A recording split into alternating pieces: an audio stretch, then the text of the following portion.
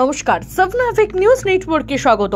নিরাপত্তা রক্ষীর হাত থেকে বন্দুক পড়ে গিয়ে চলল গুলি। ঘটনাকে কেন্দ্র করে তীব্র চাঞ্চল্য ছড়িয়েছে কোচবিহার শহরের কোতোয়ালি থানার অন্তর্গত একটি রাষ্ট্রায়ত্ত ব্যাংকে। ঘটনায় দুজন আহত হয়েছে বলে জানা যাচ্ছে, যাদের মধ্যে একজনের আঘাত খুবই গুরুতর।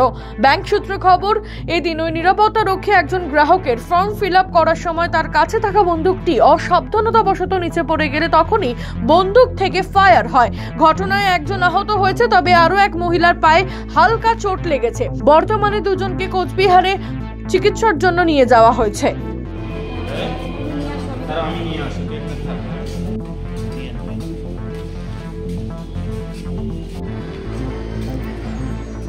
অধিকারীদের ছেড়ে যাওয়া চেয়ারে সুবলের পরিবর্তে চেয়ারম্যান হলেন সুপ্রকাশ গিরি।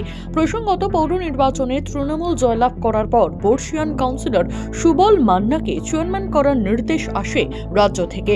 সাংসদ শিশির অধিকারীর স্তুতি ওনাকে গুরুদেব বলে সম্বোধন করার পর ওই ভিডিও ভাইরাল হতেই শুরু হয় চরম বিতর্ক।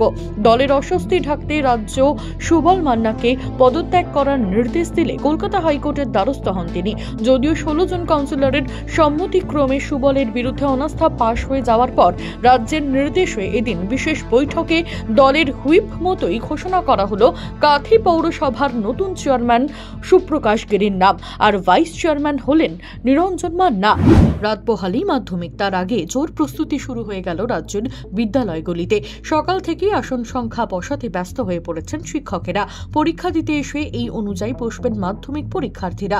উল্লেখ্য, 2রা ফেব্রুয়ারি থেকে শুরু হচ্ছে মাধ্যমিক, শেষ হবে 12ই ফেব্রুয়ারি। পূর্ব নির্ধারিত সূচি বদল হয়ে পরীক্ষা শুরু হবে বেলা 10টা থেকে, চলবে 1টা পর্যন্ত।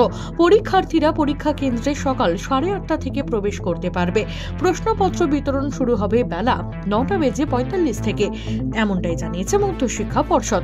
চলতি বছর মাধ্যমিকে মোট পরীক্ষার্থী 3,19,054, যার মধ্যে 14,071 জন ছাত্র এবং 17,883 জন ছাত্রী পরীক্ষায় অংশগ্রহণ করছে। পাকা ব্রিজের দাবিতে এবার পরীক্ষা বয়কটের সিদ্ধান্ত মাধ্যমিক উচ্চ মাধ্যমিক পরীক্ষার্থীদের। উত্তর 24 পরগনা জেলার শাসন থানার অন্তর্গত ফলতি বেলিয়াঘাটা গ্রাম পঞ্চায়েতের শিমুলগাছ এলাকার ঘটনা। অভিযোগ, দীর্ঘদিন ধরে তারা বিভিন্ন জায়গায় জানিয়েও ব্রিজ সংস্কারের কোনো উদ্যোগ নেয়নি কোনো প্রশাসনিক আধিকারিক।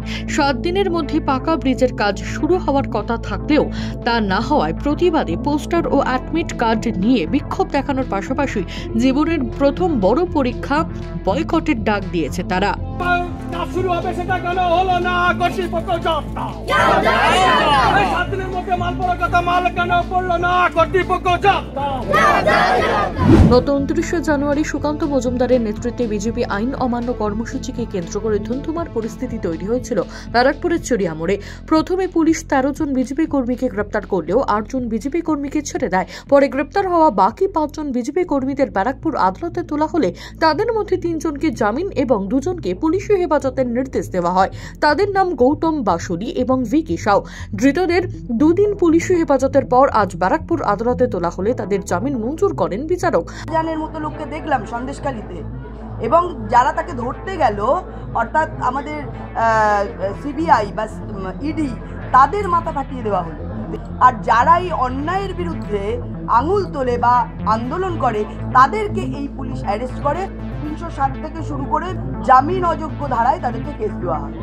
এই হচ্ছে আমাদের পুলিশের কাজ। তামাকের ক্ষতিকারক প্রভাব সম্পর্কে মানুষকে সচেতন করতে এবং তামাক সেবন ছেড়ে দেওয়ার ব্যাপারে উৎসাহিত করতে 31শে মে বিশ্ব তামাক বিরোধী দিবস পালন করা হলেও এদিন তামাকের সাথে আর কোনো আপোষ নয়, এমনই উদ্যোগ নিতে দেখা গেল পুলিশকে। সর্বজনীন স্থানে ও সকলের ব্যবহার করা স্থান যেমন বাসস্ট্যান্ড, রেলওয়ে স্টেশন, যেই সব জায়গায় মানুষের সমাগম বেশি সেই সব জায়গায় অভিযান চালালো রাজ্য পুলিশ।